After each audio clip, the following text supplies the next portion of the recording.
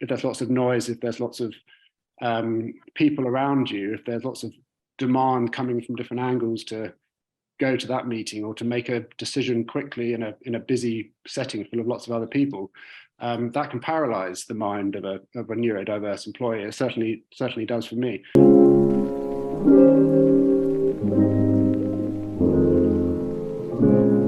You were recently diagnosed with ADHD.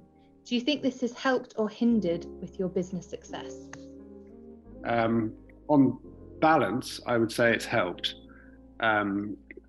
I think I've always been a little bit weird and a little bit sort of not normal, I suppose, in my working habits, to the point where my friends and family were a bit concerned about my sort of social life, and I would always isolate myself in my room and just obsessively work on my computer with UNILAD and LADbible and building social media communities, to the point at the time where there was like little knowledge around neurodiversity, and I certainly didn't know that I had. I fell into that bracket at the time. It certainly looked concerning from outside, and I think if I didn't play into that, or if I tried to go against the grain a bit, and I tried to force myself out of what I was naturally comfortable in and go out and socialize a bit more, or leave my room and not be so obsessive over my work, and then I don't think I would have seen the success that I have done. So I don't want to pinpoint it down to ADHD. I think there's symptoms and traits of ADHD which, looking back in hindsight, clearly played some role. How many of those were attributed to my success, or how many of those traits were just me as an individual, I don't really know, and I don't think it's really that important. But I think to answer the question, I definitely didn't show like many neurotypical traits, like to the point where people were concerned about me, and I was called odd a bit, I was called weird, because of my work habits, and it was definitely as a result of those work habits which has got me to where I am today. Do you think businesses do enough for the neurodiversity community? I think if you asked me 10 years ago, I probably would have said no. I think things are getting a lot better now. I think there's always room for improvement, and I'm seeing a lot of good stuff now. I think the stuff that I am seeing, which a lot of other businesses could adopt, is make it obvious from the first stage, so the job description stage, that your business sort of has its arms wide open and is inclusive of, and has a diversity statement and is welcoming to people with neurodiverse conditions.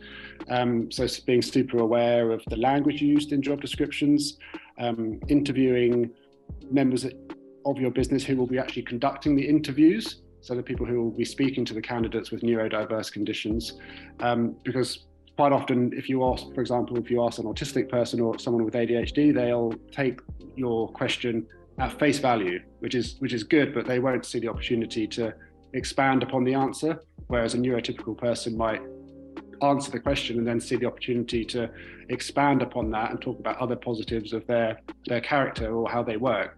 Whereas a neurodiverse person might not see that. So it's important to train the person conducting the interview to just put in a couple more prompts, so the candidate is aware that they can open up and expand their answer a little bit more.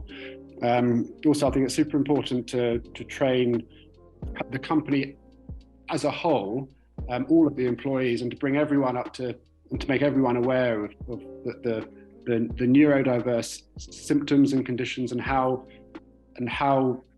some employees work, to make sure that there's a degree of empathy around the entire company, and the company culture is completely understanding, and there's no shocks or surprises when they see someone working in a way that they're not used to. And most importantly, I think, is to be aware that people with neurodiverse conditions, some of them, for example, I'm the same, don't function well, don't perform well in traditional business office environments.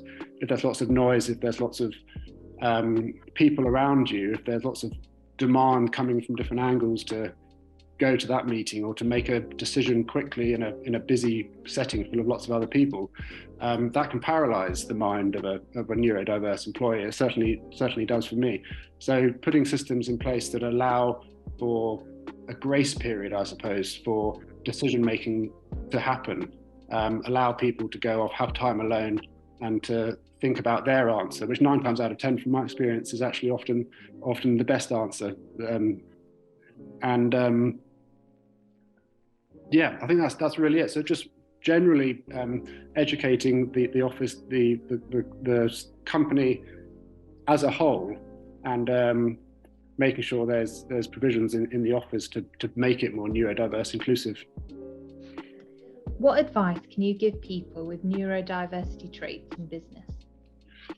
The number one advice, and the advice I always told myself, was to lean into it. Don't try and sort of fight it. If your brain clearly works a different way, then what you think the stereotype of a successful business person or a successful entrepreneur works, 95% of the time is a load of rubbish, and you know how your brain works, you know what conditions you work best in, you know where you're most efficient, you know where you're most productive. So lean into those situations and kind of don't ignore the noise and ignore the pressure that says you should be working in a different way or you should be working in a different environment to achieve success, because a lot of that narrative and a lot of that advice is tailored towards a neurotypical stereotype, which isn't going to work for how your brain works. So yeah, the number one advice is just lean into your strengths. Like listen to your intuition. You know how your brain works. You know what environment you're going to thrive in, and lean into that.